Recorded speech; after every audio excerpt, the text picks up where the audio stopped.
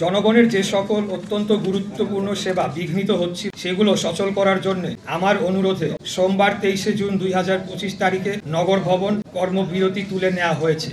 এটার সাথে আন্দোলনের দাবি অথবা সরকারের কোনো চাপের বিন্দুমাত্র কোনো বিষয় নেই, বরঞ্চ অন্তর্বর্তীকালীন সরকার জনগণের সকল আশা আকাঙ্ক্ষা, ন্যায্য দাবি এবং আইন আদালতকে পরোয়া না করে দিনের পর দিন জনদুর্ভোগ সৃষ্টি করে রাখে। এই দুর্ভোগ নিরসনে জনস্বার্থের কথা চিন্তা করে আমরা সবাইকে নিয়ে সকল জরুরি সেবা চালু রাখি। কোরবানি ঈদের পর নগর ভবনের ঊর্ধ্বতন কর্মকর্তারা দৈনন্দিন সকল সেবার কার্যক্রম চালুর উদ্যোগ নিলে স্থানীয় সরকার উপদেষ্টা ও সচিব আঞ্চলিক কর্মকর্তাদের নির্দেশ দিয়ে জন্ম, মৃত্যু, নাগরিক ও ওয়ারিশ সনদ দিতে বারণ করে। জানা যায়, জনগণকে সুবিধা বঞ্চিত করে এর দায় আন্দোলনকারীদের উপর চাপিয়ে দেওয়ার কুচক্রান্ত বাস্তবায়ন করতে চেয়েছিলেন। সেই চক্রান্ত রুখে দিতেই কর্মবিরতি তুলে নগর ভবন উন্মুক্ত ও আঞ্চলিক কার্যালয় সচল করা হয়। পাশাপাশি এটাও উল্লেখ করা যাচ্ছে যে সীমিত পরিসরে সেবা প্রার্থীদের কোনো প্রতিবন্ধকতা সৃষ্টি না করে একটি নির্দিষ্ট স্থানে, নির্দিষ্ট দিনে, নির্দিষ্ট সময়ের জন্য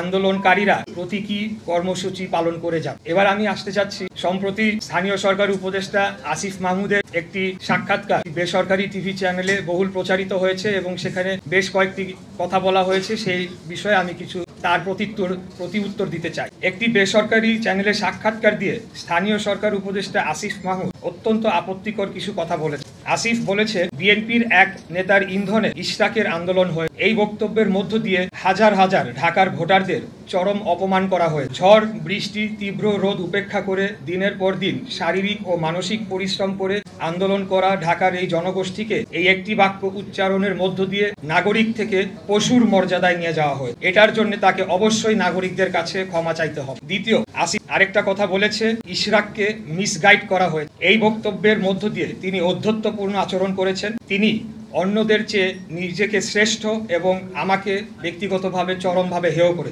আমাদের ঢাকা নগরবাসীর স্বতঃস্ফূর্ত এই আন্দোলনকে এইভাবে অপমান করার বিরুদ্ধে তীব্র নিন্দা ও প্রতিবাদ জানান। ঢাকার অধিবাসীদের প্রতি চরম অবমাননাকর এই বক্তব্যের জন্য তাকে ক্ষমা চাওয়ার দাবি জানান। আসিফ আরও বলেন, আমাকে তার নির্বাচনী এলাকা কুমিল্লার একটি উপজেলার জনৈক বিএনপি নেতা, আমি নাম উল্লেখ করছি না, প্ররোচনা দিয়ে এই আন্দোলনে অর্থ ও লজিস্টিক্স দিয়েছেন এবং তার কাছে নাকি প্রমাণ রয়েছে। এই প্রমাণ তিনি জাতির সামনে তুলে ধরবেন, অন্যথায় তাকে প্রকাশ্যে ক্ষমা চাই। এখানেই তিনি থেমে থাকেন নাই।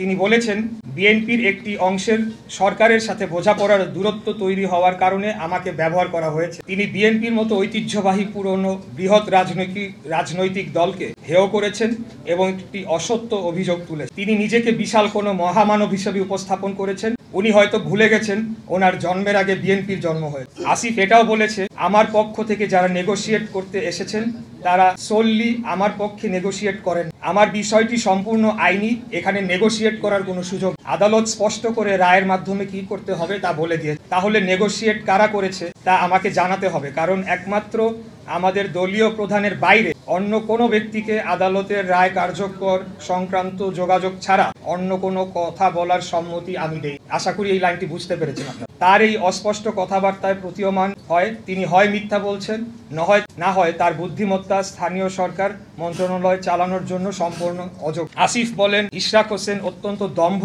ভরে ও অহংকারের সাথে সরকার কর্তৃক প্রশাসক হওয়ার প্রস্তাব প্রত্যাখ্যান করে, বরঞ্চ বিনয়ের সাথে এটি প্রত্যাখ্যান করার কারণ হিসাবে বলতে হবে, একজন বৈধ নির্বাচিত জনপ্রতিনিধি ও রাজনীতিবিদের জন্য এই প্রস্তাব অপমানজনক। আসিফ মাহমুদ বলেছেন, সরকার কোনো নির্বাচনকে বৈধতা দিবে, এটা কোন প্রক্রিয়ায় বাস্তবায়ন করা হবে এবং কবে, এটি প্রশ্ন রয়েছে। এখন পর্যন্ত তারা কোন কোন নির্বাচন অবৈধ ঘোষণা করতে পারে একটিও। এর অর্থ এই দাঁড়ায়, বাংলাদেশের সুপ্রিম কোর্টের আপিল বিভাগ বৈধতা বহাল রাখা গ্যাজেটকে পুরো অন্তর্বর্তীকালীন সরকার বৈধতা দিচ্ছে না বা মানছে। সেটা সরকার কর্তৃক, অর্থাৎ পুরো অন্তর্বর্তীকালীন সরকার কর্তৃক উচ্চ আদালত অবমাননার সামিল নয় কি? এই একই আদালত বাংলাদেশের সংবিধানের আর্টিকেল 106 এর ধারা অনুযায়ী বর্তমান অন্তর্বর্তীকালীন সরকারকে বৈধতা দেয়নি।